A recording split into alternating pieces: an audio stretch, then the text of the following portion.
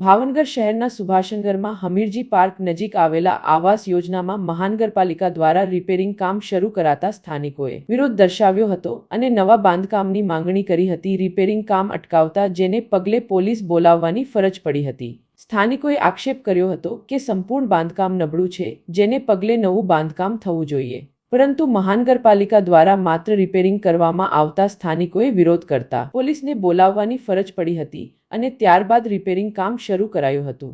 2-3 દિવસ અગાઉ સ્થાનિક લોકો દ્વારા કમિશનરને મળીને રજૂઆત કરાઈ હતી, જો કે ત્યારબાદ નક્કી થયું હતું કે અંદરની તરફ સ્થાનિકો રિપેરિંગ કરાવશે અને બહારની તરફ મહાનગરપાલિકા રિપેરિંગ કરાવી આપશે। ત્યારબાદ કામગીરી શરૂ થઈ હતી। આમ આવાસ યોજનાનો વિવાદ ઉભરીને બહાર આવ્યો હતો, જો કે આની પાછળ કોઈ રમત હોવાની ચર્ચા પણ ચાલતી હતી। આવાસ યોજનાના ફ્લેટો ભાડે ન આપી શકાય તેવી પણ એક શરત છે। તેમ છતાં આવાસ યોજનામાં કેટલાક લોકો ભાડે રહે છે તેનો પર્દાફાશ થયો છે અને ભાડુઆતને ખાલી કરાવવાની ગતિવિધિ ચાલી રહી છે।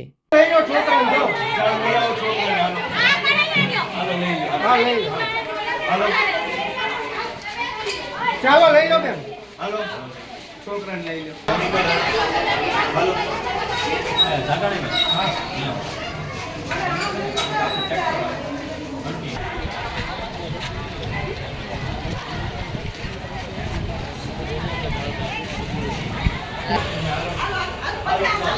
હાલો ગાડી રાજુભાઈ ગાડી કરો રાજુભાઈ હાલો હાલો જે બે ઈ સાહેબ નો આવે બધા ચાલો લઈ જાય અમે આ ચાલો ચાલો હાલો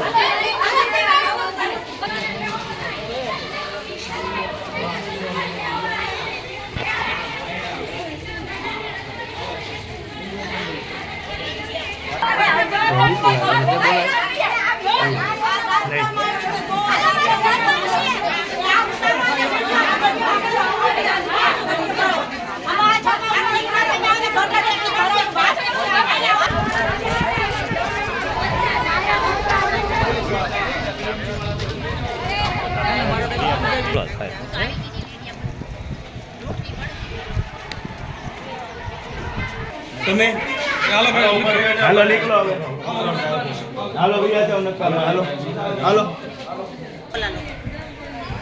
અમે વાળ હાલો કોને હા એ ભાઈ એમ હાલો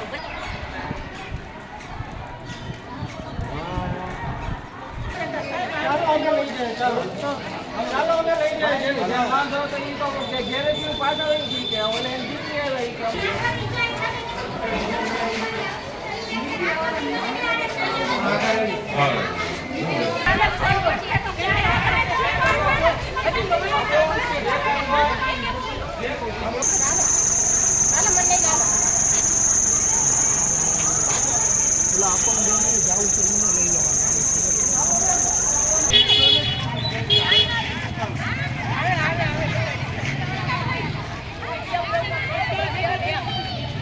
મારું નામ જ્યોતિબેન સતીશભાઈ રાઠોડ છું। એક વિંગમાં રહું છું।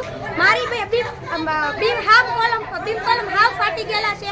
અત્યારે બીએમસી માંથી રિપેરિંગ કરવા અમે એક જ માંગણી કરીએ કે અમારે રિપેરિંગ નથી કરવું, બરાબર? તે લોકો અમને બળજબરીથી એમ કરે છે। પોલીસ વાળાને બોલાવીને અત્યારે પોલીસ વાળા અમને હાથ પકડીને વાનમાં બેહાડે કે તમે હાલો પોલીસ સ્ટેશન ને બેહાડે છે, અમને ગાડીમાં બેહાડે। મને બોલે હું કે પોલીસ મહિલાએ હાથ પકડીને મને લઈ જાય છે, બરાબર? તો અત્યારે હું એમ કહું કે મારે નાનું છોકરું છે, અમે અહીંયા રહ્યા છીએ, અમે મરી જઈએ તો અમારી જવાબદારી કોણ લે? અમે એમ કહીએ કે તમને કાંઈ નહીં થાય, જવાબદારી આપો તો તમને વાંધો નહીં। અત્યારે એ લોકોએ પહેલેથી બાંધકામ નબળું કર્યું, ત્યારે અમે આ વસ્તુ કહીએ છીએ ને ફરિયાદ વારે-વાર। Final plot number 28 Hamirji park પાસે સુભાષનગર, જેમાં રિપેરિંગના જે પ્રશ્નો હતા એ બાબતે 2 દિવસ પહેલાં ડેલિગેશન આવેલું હતું, જેમાં માન્ય કમિશનર સાહેબ સમક્ષ એમના સભ્યો દ્વારા પણ એક કમિટમેન્ટ થયેલું હતું અને માન્ય કમિશનર સાહેબે બહુ સ્પષ્ટ સૂચના આપેલી હતી કે જે અંદરનું રિપેરિંગ છે તમે દ્વારા કરવામાં આવે, બહારનું રિપેરિંગ પણ આજે 4 વર્ષ થઈ ગયા તો એ સોસાયટી દ્વારા કરવાનું હોય છે। પરંતુ અત્યારે પ્રાથમિક તબક્કે ભાવનગર મહાનગરપાલિકા દ્વારા એ રિપેરિંગ કરાવી દેવામાં આવશે, પરંતુ અંદરનું તમામ રિપેરિંગ લાભાર્થીઓ કરાવી દેવાનું સાથે રહેશે। જે બાબતે તેમના સભ્યો દ્વારા જ કમિટમેન્ટ થયું હતું, એ અન્વયે આજે રિપેરિંગ કામ ચાલુ કરવામાં આવેલું, પરંતુ ત્યાંના સ્થાનિક સભ્યો દ્વારા અને ત્યાંના રહેવાસીઓ અને ભાડુઆતો પણ હશે, એમના દ્વારા વિરોધ કરતા ત્યાં સ્થળ ઉપર મેં ઘણી બધી સમજાવટો કરી એમની સાથે, ઘણી બધી વાતો કરી, ચર્ચાઓ કરી, પણ એ લોકો કોઈ રીતના માનવા તૈયાર ન હોય. ત્યારબાદ અમે પોલીસ પાર્ટીને બોલાવવામાં આવેલી હતી અને પોલીસ દ્વારા તેમને દૂર કરી અને હાલ રિપેરિંગનું કામ ચાલુ છે. મારું નામ નરેન્દ્રભાઈ રસિકભાઈ ડોડિયા છે. પ્લોટ નંબર 28 પ્રધાનમંત્રી આવાસ યોજનામાં હું પ્રમુખ તરીકે ફરજ બજાવું છું.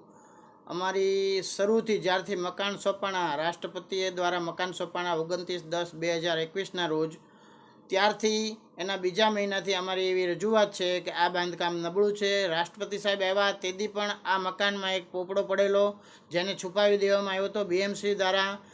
ત્યારથી આ દિન સુધી 4 વર્ષમાં અમે અવારનવાર રજૂઆતો કરેલી છે કે આ મકાનનું બાંધકામ નબળું છે, આમાં લોકોના જીવને જાનનો જોખમ છે.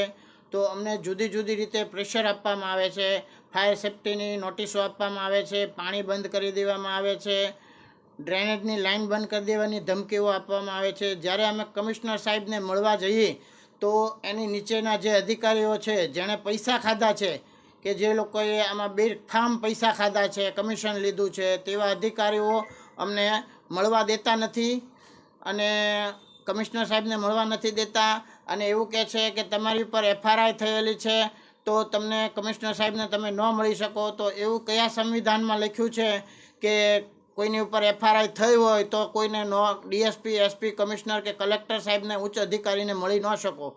તો બીજે દિવસે અમે કલેક્ટર સાહેબને મળ્યા અને આ પ્રશ્નનું અમે પૂછ્યું તો એણે એમ કીધું એ કોઈની પાસે સત્તા નથી કે કોઈની રજૂઆત ન કરી શકે. અને આજે 2 દિવસથી એ લોકો રિપેરિંગ કરવાના બહાને આવે છે કારણ કે એનું ઉઘાડું ખુલ્લું પડે એમ છે. એટલા માટે તાત્કાલિકના ધોરણે માણસો રિપેરિંગ કરવા આવે છે.